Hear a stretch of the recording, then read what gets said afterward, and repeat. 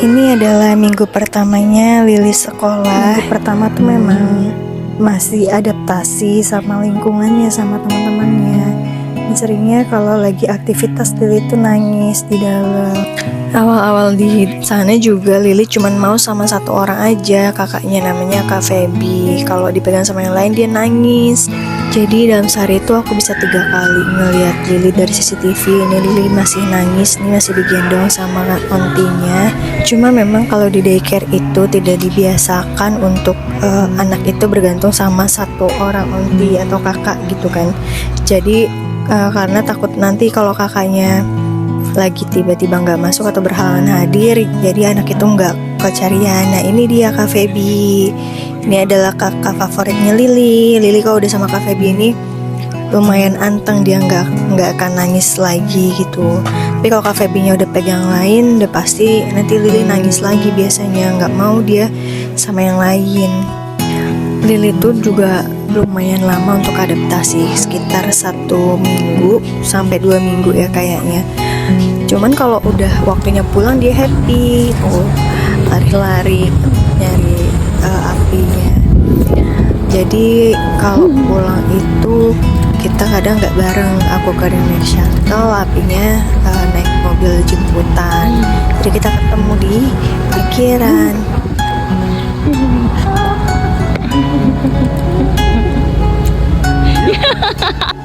Setiap kali mau diantar ke daycare udah pasti dia mukanya masih mellow gitu ya, santai ya, masih kayak sedih gitu, kayak takut.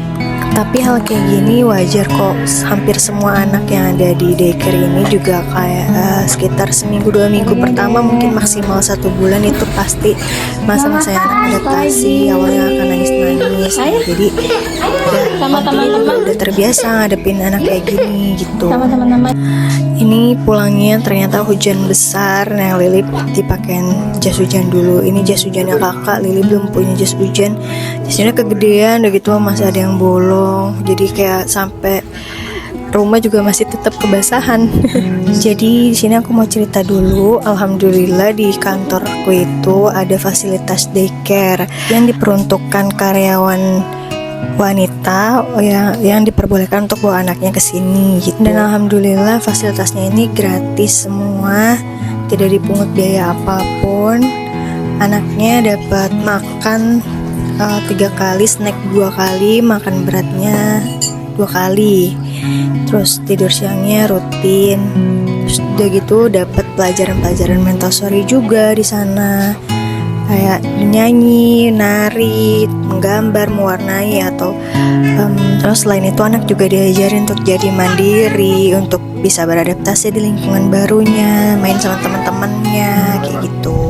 Terus setiap hari kita juga dapat report kayak berupa foto-foto kegiatan anak-anak selama 1 harian itu. Setiap hari dapat 2 kali report, pagi dan sore. Dan di sore harinya juga kita dikasih report secara langsung sama ontinya atau pihak daycare gitu kan, tentang laporan anak seharian itu ngapain aja, dia gimana aja, baik atau enggak, makannya gimana, terus dia buang air berapa kali, tidurnya, makannya baik atau enggak, habis atau enggak, kayak gitu.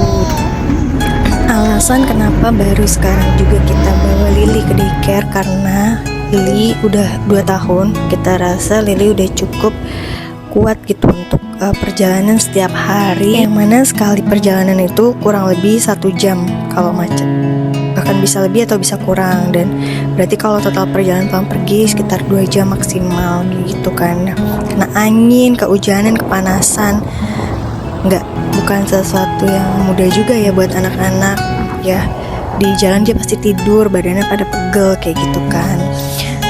Makanya itu baru sekarang kita bawa Lili ke daycare.